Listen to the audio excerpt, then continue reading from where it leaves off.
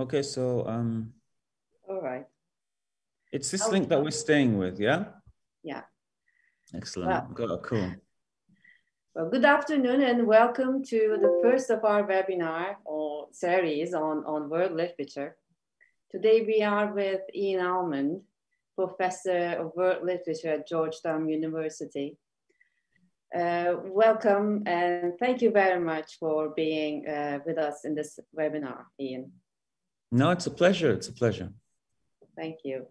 Well, before we start our discussion together in our conversation on world literature, I need to remind our listeners or let's say viewers that this webinar is scheduled for around 45 minutes.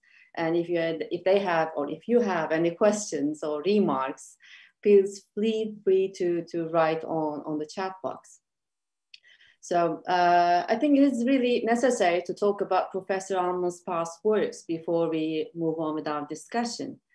Professor Almond is the author of 6 books, most recently 2 Fates, 1 Banner from Harvard University Press, and The Thought of Nirat C. Chaduri from Cambridge University Press, and over 50 articles in a variety of journals, including PMLA, Radical Philosophy, ELH, New Literary History, and the Harvard Theological Review. He specializes in comparative world literature with a 3-continental emphasis on Mexico, Bengal, and Turkey. And his work has been translated into 13 languages, including Albanian, Arabic, German, Korean, Indonesian, Bengali, Bosnian, Russian, Polish, Portuguese, Persian, as well as Turkish. And the Arabic translation of his books, Sufism and Deconstruction, was shortlisted for the largest literary prize in existence, that is the Sheikh Said Book Prize. The Korean translation of his book, 2 Fates, 1 Banner, won the Book of the Month award. Now, his 6th book, World Literature Decentered Beyond the West Through Turkey, Mexico, and Bengal, will be out soon from Routledge. So after this brief information on Professor Almond's works, I'd like to start with the concept of world literature and perhaps together define the contours of this collective proposition in reading literary works, what it is, and how are we going to approach this concept together. So what do you think, what can you tell us, Professor Almond, on this? It's just to speak, obviously, for people who aren't familiar with the term, world literature, although obviously there has always been literature since time immemorial, since it's the first instrument scraped, the first tablet, the term world literature is relatively new. Relatively, I say, because it's probably around 200, 250 years old. So Goethe is usually credited as the first person to popularize it in his Conversations with Eckermann, which is like 1827, even though it was probably going around 30 years or so earlier before Goethe. And he's talking about how we are in possession of a universal poetry. So there's a real sense of the universality of literature and the universality of poetry.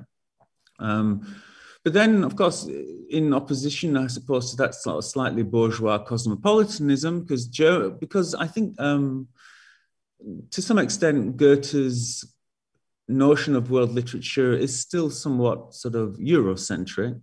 Marx famously mentions world literature in his Communist Manifesto in 1848. And Marx really sort of talks about it as a kind of zeitgeist. Yeah, he talks about world literature as something which is dissolving the national boundaries of the world. So a little bit almost like the internet, he's really sort of excited about a kind of growing universal political consciousness, which is sort of transcending what Marx would see as sort of petty national boundaries. And, obviously for Marx, this is like one more step towards the communist revolution. But I would say that then from the second half of the 19th century onwards, what you get is really sort of a kind of pedagogical padding of the word. So primarily based in the US, but also in Europe, as world literature becomes used almost in a kind of as a kind of civilizational tool. So it begins to, so we begin to see these huge books like, great world classics, great books of the ages, and the Bhagavad Gita and Gilgamesh are kind of folded in various ways into some sort of global canon. And this is still sort of very Western centered. I guess the joke is from Plato to NATO, they say, but Western civilization really being seen as some sort of like encompassing stretch.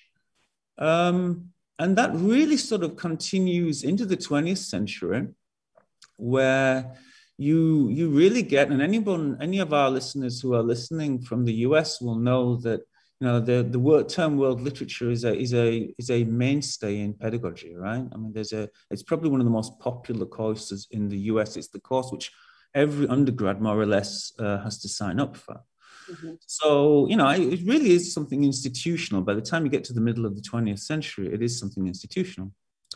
And then sort of from the 90s onwards, a number of scholars like Pasquale Casanova, like Franco Moretti, like David Damrosch, start to sort of build a series of theorizations about what it means to read world literature. And, as you say, I think Rebecca Wolkowitz has called it the unimaginable largeness of world literature. The idea that you blanket the idea of like ever possibly reading so much. And certainly, if there's one thing which unites those two theorists as different as Damrosch and Moretti, it is this idea that world literature, far from being a canon, should be a mode of reading, a way of reading texts. And that's sort of like, that sort of original school of world literature theory. And Pasquale Casanova, I think, is the one who, even though in some ways her book is a very Eurocentric book, or certainly a very Franco-centric book, or even a Pariso-centric book, not even... she does at least sort of acknowledge the agonistic way in which, and she doesn't sort of exclude the political from the formation of this literary field, right? But then I think what you found over the past 10, 15 years are people who are really kicking back against this idea, and particularly against the somewhat anodyne way in which some world literature theories talk about, Damrosch's idea that world literature is work which circulates easily in translation. They feel that, you can't talk about canon without the canon, right? Two ends. Like that, there is some sort of element. And Amir Mufti, I think, is to paraphrase him crudely, brings Said to this conversation and shows how a lot of the epistemological conditions for world literature, nation state identities and so on, to the extent to which they're intertwined with colonialist institutions and colonialist conceptions of the world. And then I suppose Emily Apter has been the most provocative. Her book Against World Literature. If Amir Mufti's take on this is somewhat Saidian, I think it's fair to say Emily Apter's book is very deconstructive. So it basically says that there's an insuperable, ineluctable element of untranslatability, which is constantly going to derail any sort of attempt to speak meaningfully about the beginnings of world literature. So I think that's more or less, the various sort of arguments are still ongoing, but I think that's more or less where we are at the moment. And it is, it's a huge, and you could be cynical and say it's a huge business now. It is. There is really such a thing as the world literature industry. And and there's a great deal of discussion about the extent to which we should introduce material factors into this, and what, the extent to which material factors, not just the size of institutions like Harvard, but also the GDPs of countries. Like, to what extent are powerful countries, simply by the magnitude of their own sort of symbolic capital, their own sort of soft power, if you like, exerting disproportionate influences on the literary self-image of the planet, if you like. Yeah, of course. As you said, there is this uneven relationship, between the works that are actually written on this side of the world, let's say, and the let's say in the canon, okay, in itself.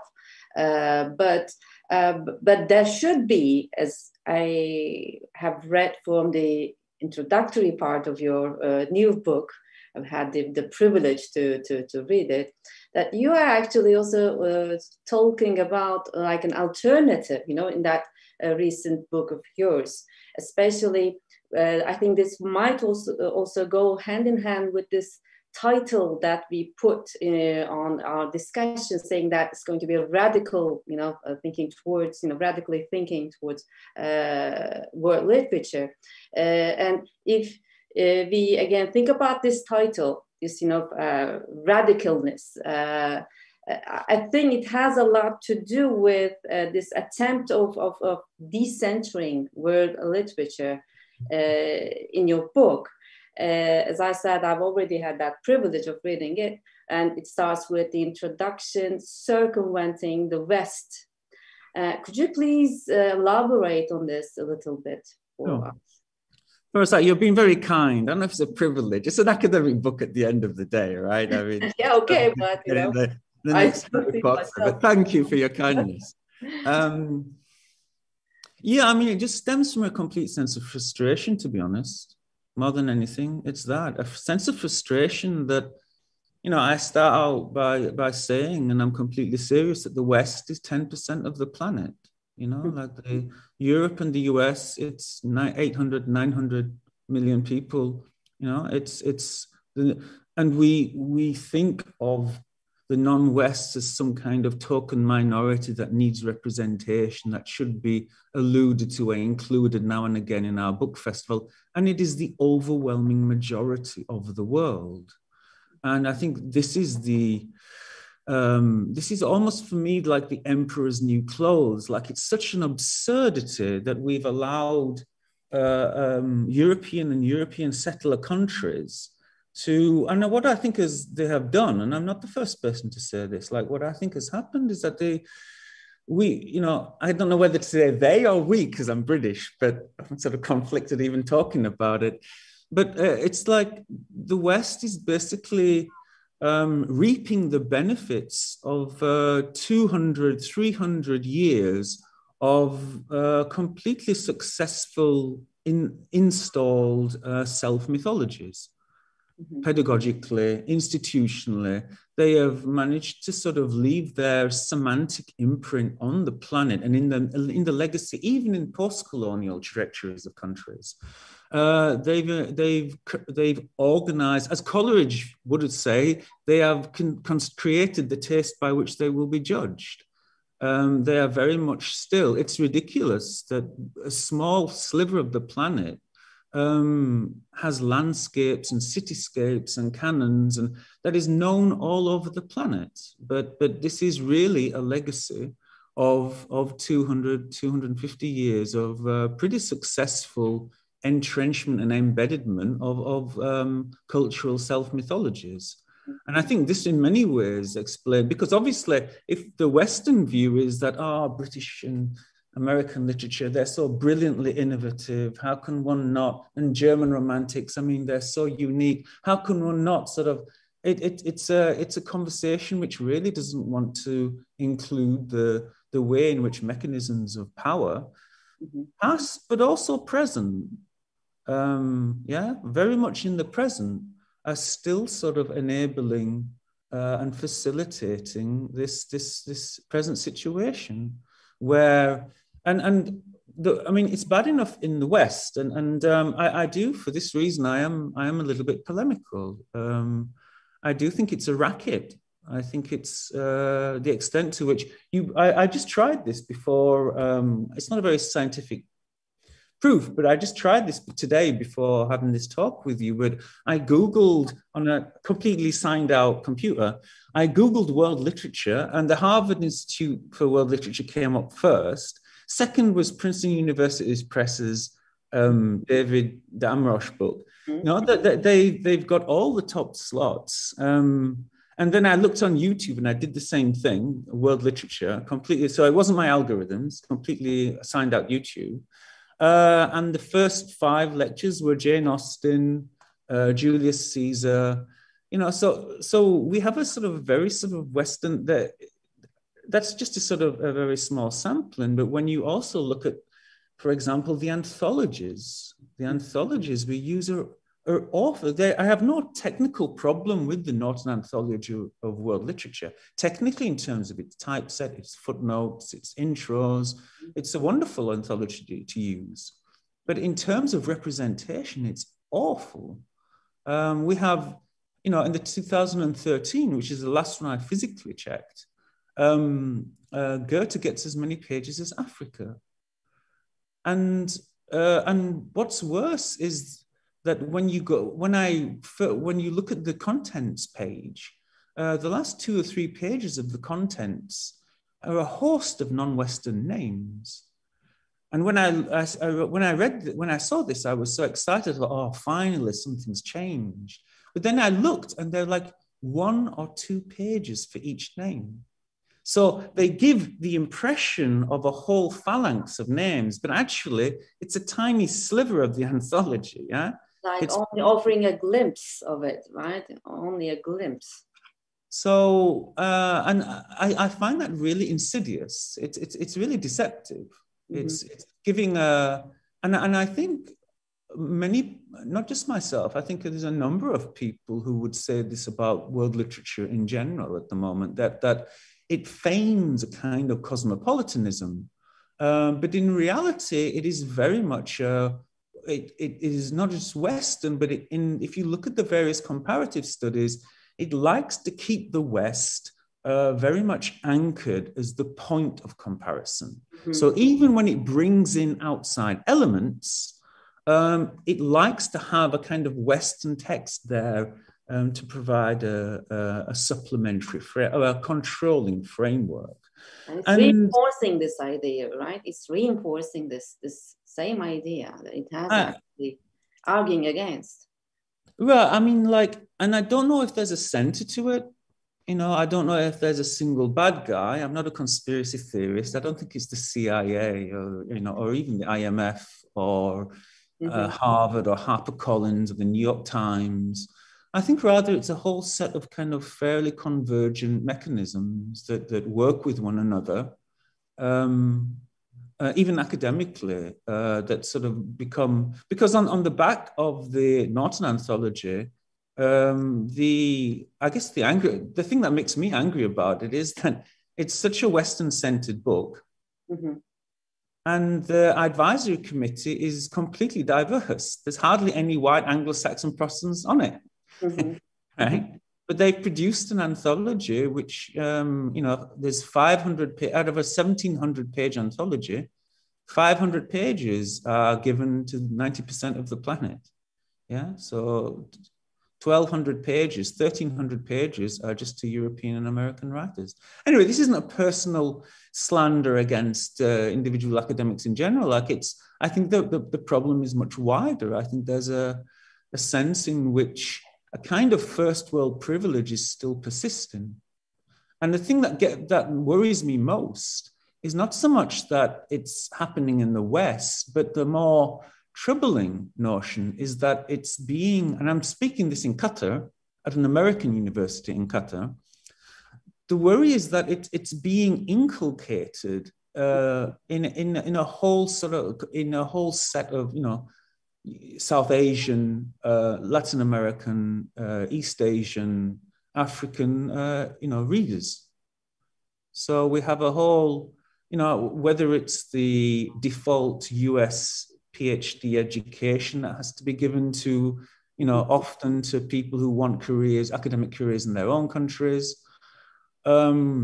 Whether it's, something as straightforward as Netflix and HBO, and, whether I really mean that, whether there's something to do with global popular culture, which is installing this, but there's something very worrying about the extent to which non-Western writers, I'll give a concrete example. Mohammed Hanafi's Case of Exploding Mangoes is a very funny, a wonderfully written book, a best-selling book in Pakistan, about, amongst other things, the death of Zia al-Haq. But in the sources, Hanafi lists with no apparent irony as his sources, at the very last pages of the book, an American Hollywood film, Charlie's War, with Julia Roberts and Tom Hanks. Like, this is a Pakistani writer writing about his own country, listing a Hollywood film about Pakistan as one of his sources. And again, I mean, it's a very funny book, and I wouldn't want to dismiss it, but it in some way that's really disturbing, I think. It's like translating yourself for that audience, to really addressing them as not yourself, but what they actually think you are. Yeah, I mean, I think, and I'm sure in Turkey, I lived in Turkey 6 years, like, we can think of examples of that, right? We can think of, I know there was I shouldn't say this because I haven't seen it, but I know there was a controversy about a Turkish dizi, a Turkish TV series, Aleph, recently. Yeah. Was said to be, which some people felt was Orientalist because it took a kind of set of Orientalist more tropes from Borges and but there's plenty of examples of that, right? Of non-Westerners internalizing, if you like, the ideological settings of these Western cliches and then reproducing them.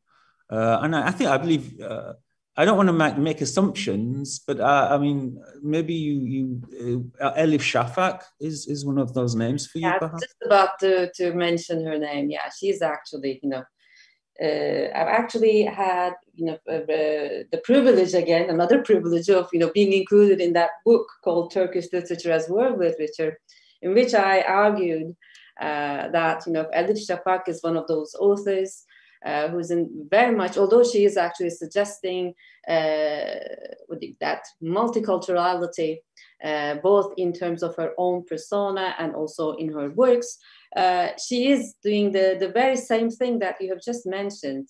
She's just using those concepts or let's say those threads that one might, and especially the Western, let's say, reader would take as quite interesting and quite fascinating to really to read about, and then.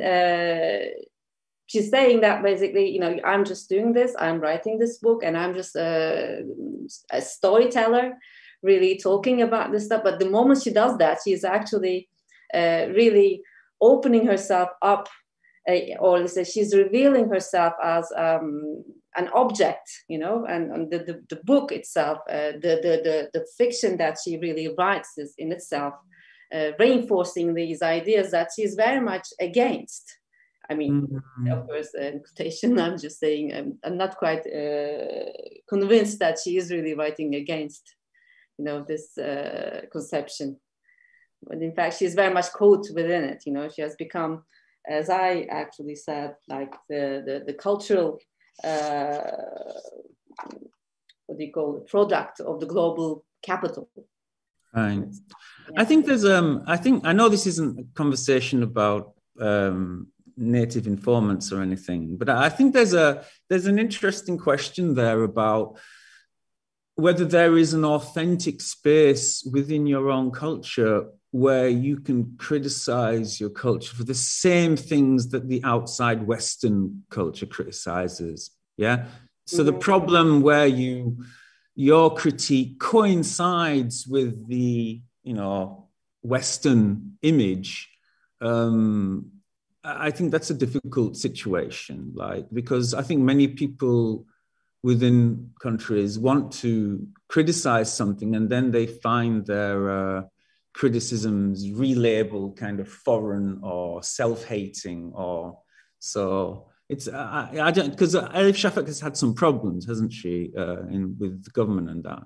It's the only, I shouldn't say horrible things. I mean, okay, let's not. no. I felt real sympathy for her, and it almost made me want to read more of her books. Of course, we are only talking about the work, really. It's literariness, and in terms of what really these authors, although we are very much happy to have them as writers of non-Western origin and writing for the Western audience, and also for, perhaps you could say that for us as well, still it doesn't really mean that we cannot criticize them, or we cannot really talk about them in with an eye towards perhaps that very conception that you've already mentioned as decentering, and understanding the text, and also talking about it, analyzing it, with a different literary eye.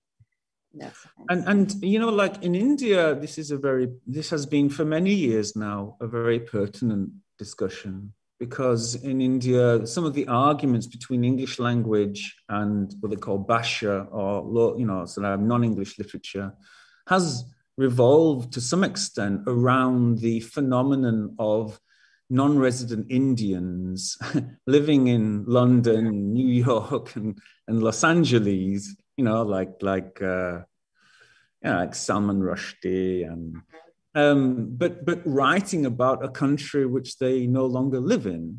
And a lot of the backlash in India against English language writers has taken this tone, that we are being, very successfully represented, successfully in terms of Salman Rushdie is one of the biggest names on the planet, by people who don't even live here anymore, And I think this is, again, it gets us back to this problem of the West choosing a coterie of international writers that are convenient or palatable or fit certain templates.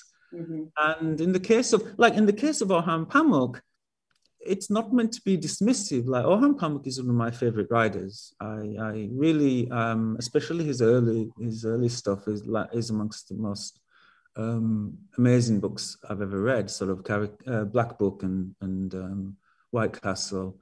But of course, with all due respect to Mr. Pamuk, right, to Orhan Bey, to some extent, you can see it coinciding with the set of needs and expectations in Western countries and amongst Western publishers, and that's the injustice of. It's why someone like Pamuk is now multiply translated, and other figures like Tanpana were, although he is now enjoying success, were translated much later. And then figures like Oğuz are not translated at all. And, again, it's this mechanism by which, and it could be market driven, but even if it is market driven, it doesn't mean it's not apolitical, because the mechanisms which determine those markets are cultural. So, yeah.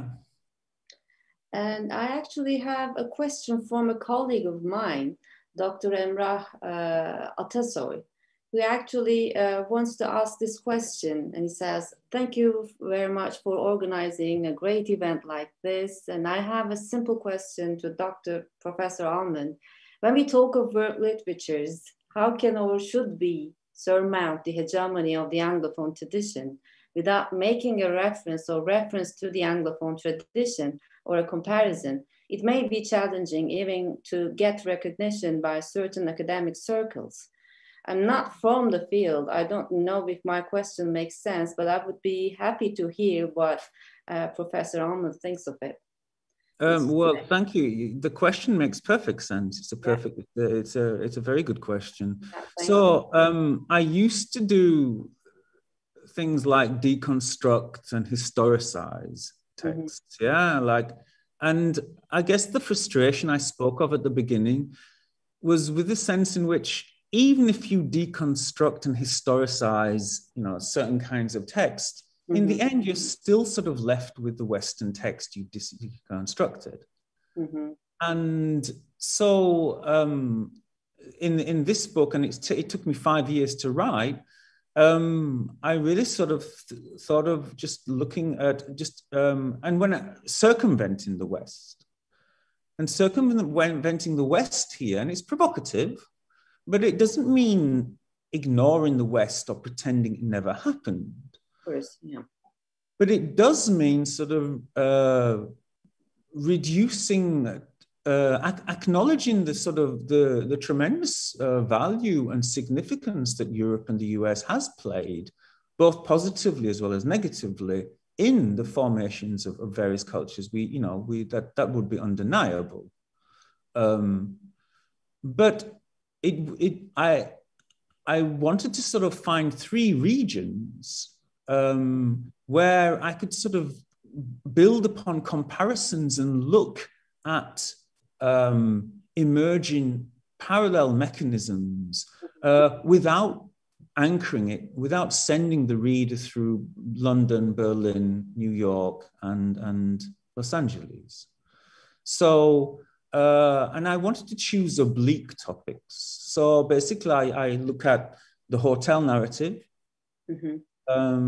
or I choose a city and a year. So I look at 1947 in Istanbul, Mexico City, and Calcutta, and look at 3 texts, one written each in those years. I look at myth and the rewriting of myth. Again, looking at the various ways in which the retelling of myth takes place in Bengali, in Mexican, and in Turkish literature. I look at melancholy. And you look at ghosts as well. And ghosts, the ghost story. And some of these have to do with the modernity. It is true. And here I do come close to people like the Warwick Research Collective. So these are people who see Sharai Deckard, Pablo Mukherjee, Stephen Shapiro. There's about 8 of them. And these are people who see who talk about the world literature system. So see capitalist modernity and the unfolding of capitalist modernity as central and working hand. And they even sort of suggest that literature is one of the ways in which the world is coded ideologically through capitalism. So it's an interesting, and to some extent it draws on Jameson, but also acknowledges some of the limitations that Jameson's idea of third world literature has, because I don't see what I'm doing as South, South, South.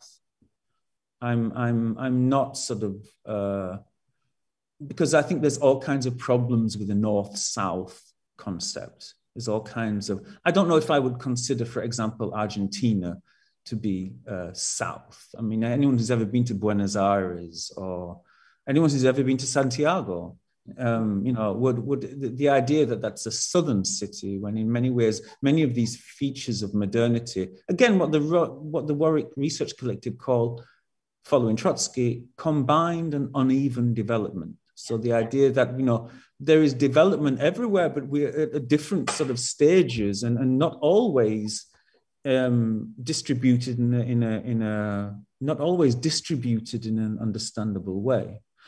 But to some extent, sort of choices like the ghost story would be that. They will be looking at the way 3 societies,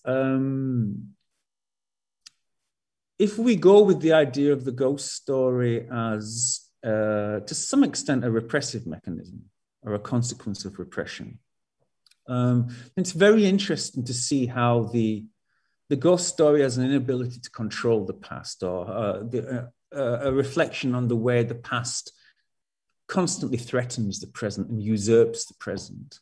It's very interesting to see sort of certain ghost stories, like the ghost. I look at the ghost in Tanpınar's Time Regulation Institute. I look at a ghost in a Tagore story. I look at a ghost in Carlos Fuentes' story, and they all have something to do with layers of violence and unwillingness to talk about violence. And that is it's mechanisms like this which we can talk about without necessarily anchoring that comparison in a Western text, because the Western text would simply be one more example of that.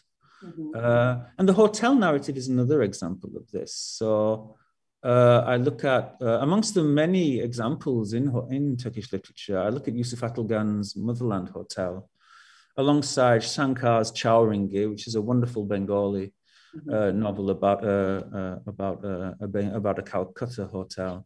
And then Guillermo Farinelli's Hotel de Fe, which is set in Mexico City, about a hotel in the middle of Mexico City. And one of the things that comes through in all those three is that there's some kind of relationship between the hotel and in literature and death. There's some sort of, when you look at, in Turkish literature, when you think of all the examples of hotels, like Tomris Uyar's Guests of the Dying Hotel, when you look at, I think, is it Adalet Ağaoğlu? Yatmaya. There's so many examples of some sort of lugubrious relationship between the hotel and death. The hotel almost is a kind of transgressive space, which, a hotel is a kind of societally proof space, a religion proof space. It's a little secluded space where illicit activities take place and, shielded by four walls from the outside.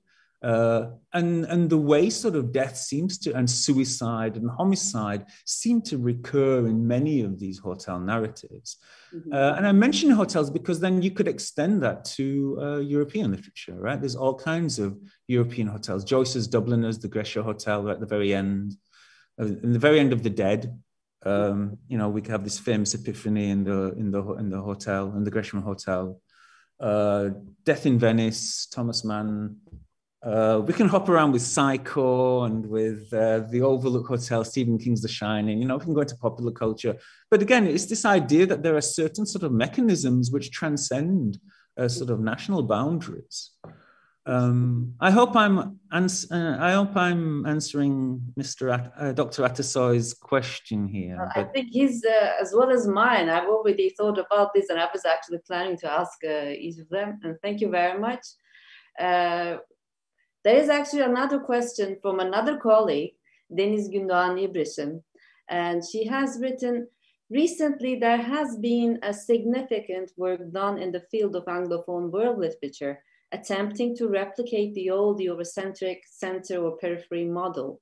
This field emphasizes the importance of decoupling world literature from global circulation and market exchange, and takes seriously the agency of literature in creating other plural worlds. Could rethinking the formative power of literature within, before, after, and during its production complicate the exclusive emphasis on the market regarding world literature? Thank you very much for this question, Deniz Hocam.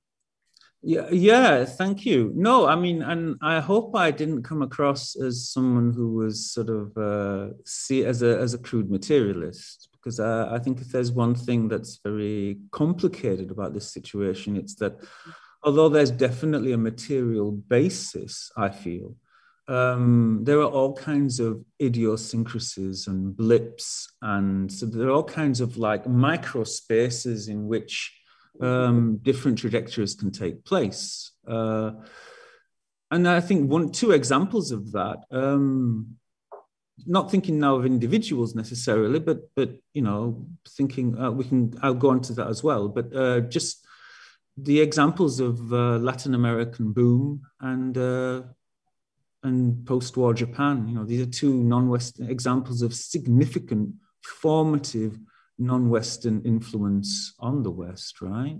Mm-hmm. When you consider the central role that Japanese post-war culture, popular culture has played, particularly in Western youth culture, it has wiped clean and written anew the definition of Western youth culture with anime, with manga, with, you know, on so many, and it started in the 80s and the 70s. So I don't think there's a single kind of material blueprint that always clearly and mathematically determines. I think there is one that largely determines, because when you look at the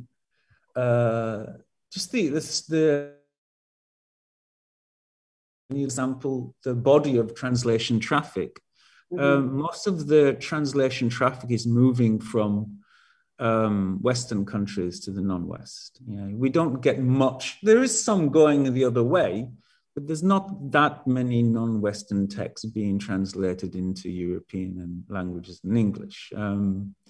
When you look at the Nobel Prize list, when you look at, you know, there's so many factors which, you know, I wouldn't have written the book if I didn't feel that there was this overwhelming preponderance at the moment on a dozen Western countries that seem to be sort of, so, but can individuals break through that? I mean, definitely, but within very, very specific limitations. And often, for example, everybody hypes the Parasite as winning, just to jump to world cinema for a moment, I mean, Parasite as winning the Oscars as an example of a greater sense of inclusivity. But, you know, it's a wonderful film. I love the film, but I do think the South Korean provenance was a great factor in that. I mean, you know, it's not a North Korean film. You know, there's reasons why there are certain non-Western brands which are more favored over others. I would strongly argue. And I do think, yeah, I mean, I'm trying to sort of like argue against myself here. Like, I do think that every time you see a sort of, I mean, how many Kazakhstani writers have you heard of? How many writers from Burkina Faso? How many? It seems like that if there is a writer that emerges from a country we've never heard of, there's always some kind of very facilitating moment. You know, there's some kind of overlap with a Western need or a Western agenda or a Western set of expectations. Yeah. But I don't know if I'm more than happy to hear counterexamples thrown in my face. I would genuinely be happy to be proved wrong. But we really need to hear more stories. You know, we definitely need to read more of them. Because the thing is that, you know, some scholars, you know, people who listen to our talk might actually say that, you know, you are actually repeating the same idea. You're just, you know, what you're doing here is that you're coming up with further examples. But then again, this is what we need to do. That's what I think would be an appropriate response to this rather, you know, difficult situation, because it's at the same time, as we said, combined and uneven. You know, there is this uneven side of it. So that really needs to be perhaps further stressed. And there is actually, you know, there are some messages, you know, coming, and I want to read one of them. This is Anne-Marie Fisher. Thank you all so much for this wonderful discussion. And here's my question. How can our discipline avoid tokenism in world literature? This is a you know, very short question. Thank you very much, Anne-Marie Fisher, for asking this. And yeah, what do you think? Tokenism, by that I assume that they just tokenism there would be that we just we pluck a writer and just talk about today we'll talk about a Turkish writer, or today we'll talk about is that right? Yeah, I think so. I think so. I mean, I guess it's it's the mechanisms by which we arrive at those tokens that first of all we need to understand, right? Like if one of the mechanisms is, and I think this will be extended to literary prizes in general, like if my politics are progressive, so don't misunderstand me, okay? But you know, if the idea of diversity is simply extolled in itself, it doesn't really sort of get us very far into the content.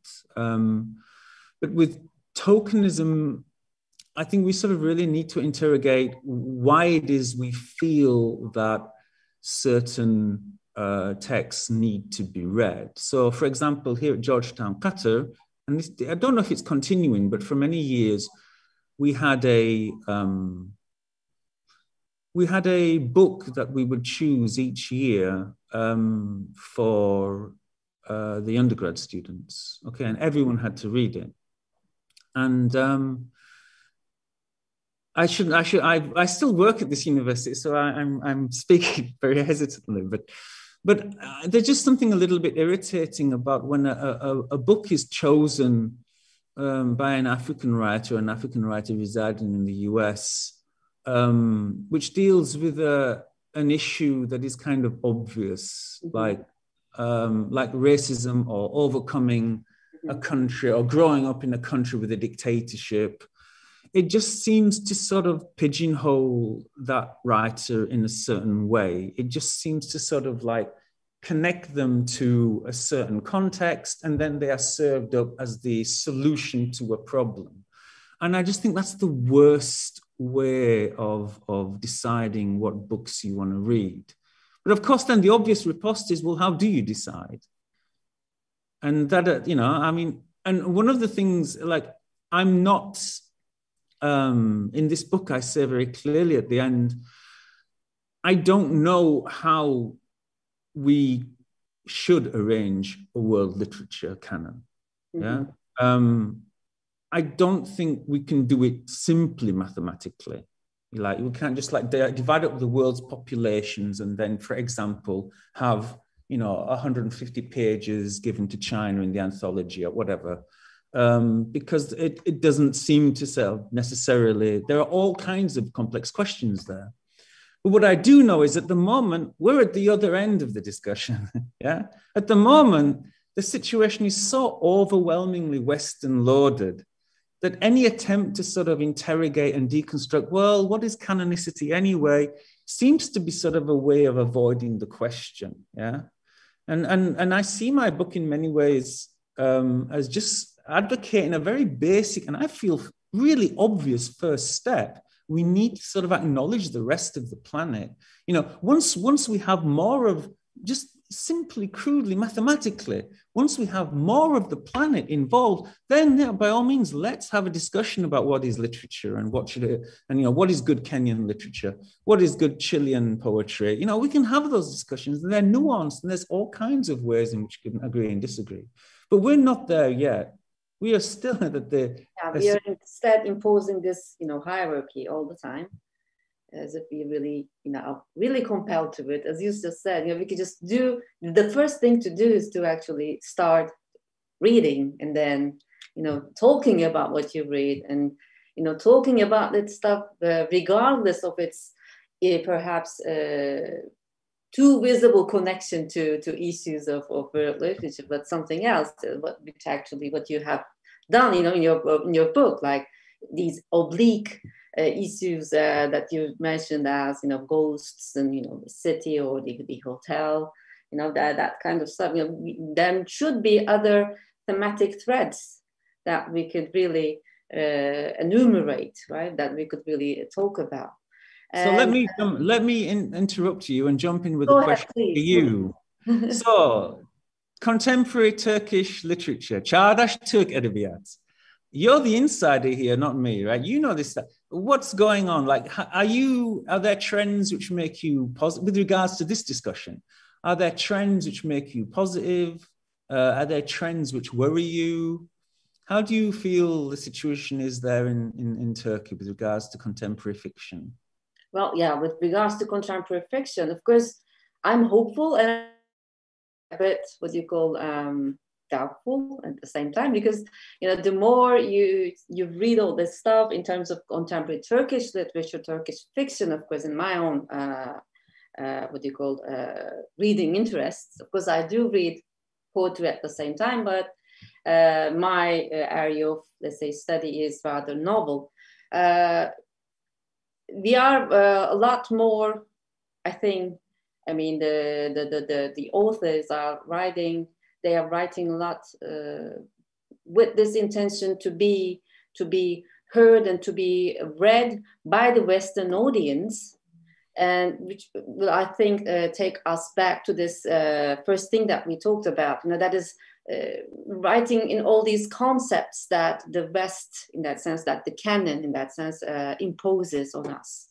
They write about that stuff, and again, the Turkish readers are reading Orhan Pamuk or other, let's say, prominent Turkish authors with that conception in mind. And this is something that I find a bit problematic, because this is something that would really attest to the role of what you call finding those patterns, as you said, those patterns in terms of understanding what really makes world literature worthy of reading, in that sense. And this is against this idea and against what you have already said, what you've already, I think, written in your book. So therefore, my idea, what I think about it is that, of course, we should enjoy, the privilege of the privilege that is being perhaps given to this Turkish literary arena in world literature at the same time, but there is still something that should be unique to itself, rather than those hot topics, as you said, like hybridity and perhaps cosmopolitanism, or belonging, being the world citizen, and all that stuff. Perhaps there should be something else that should be really read further. I don't know whether I have, I have really answered the question. It's interesting, Doctor, because if you follow that through, I'm really sympathetic to what you said, but when you follow that through, that every country should have something which is unique to itself, it's almost, and here perhaps we come a little close to Emily Apter, that every country is going to have its own private diary, which nobody else is going to read, right? Mm-hmm. That we're going to have 192 private diaries, and we should simply accept that fact that there's some Turkish non-Turks should say there's some Turkish literature I'm never going to read because I just won't get it, or it's just beyond me. It's beautiful because I won't get it. It won't talk about Ottoman sultans or or that Ottomania. Before we finish, one last question perhaps we could just answer from again another friend of mine, a colleague of mine, Esra Almaz. One of the challenges in that regards is minor literature, she was saying. I was wondering whether world literature could move beyond the national and provide space to include minor voices and literatures in itself. That case of minority issues. Right. If you mean minor as minorities, I'm understanding, right? Not. I tried to see it because it in itself it has it's not very easy to understand that word. In terms of are we talking about this Deleuzian understanding of minor literatures or minority literature? Really, that is perhaps. You can. So I'll answer on both levels because I'm not sure which meaning it is. But if it's sort of minor literatures within a hegemonic construct such as Europe, this is one of the debates there is that we talk about Europe as being a hegemon, but of course within Europe there are these major voices: Britain, France, Germany, and no one really talks about Dutch literature or Finnish literature or Latvian literature. So there's a whole, And I suppose some people are cynical about that because it looks like Europe, when European scholars talk like that, it's almost like they are appropriating the kind of post-colonial vocabulary, you know. So that the first subalterns we're going to talk about are the European subalterns, and then if we have time left, we'll get to. So there's that. No, we only have 2 minutes. All right, okay. But then secondly, the much bigger question is like minorities, you know, like, and I had this problem with the book that I had to sort of very quickly address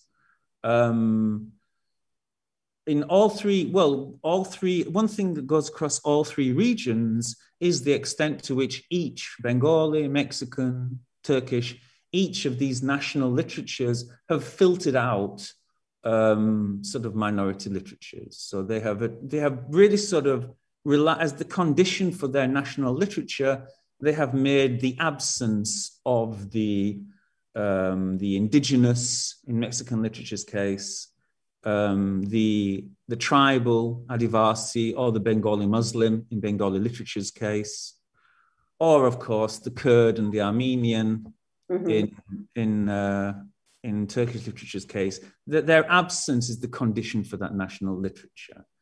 And of course, there's a whole set of scholars working on this to try, and Mehmet Fatih Uslu, Fatih Altu, Hülya Adak, and others who are trying their hardest to reverse this.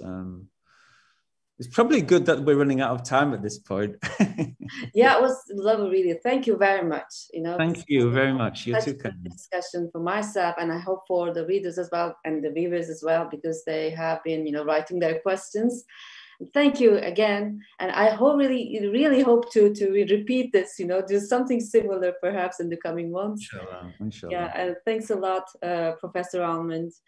So today we end our discussion on world literature. Thank you. Bye. İyi akşamlar. Bye. İyi akşamlar.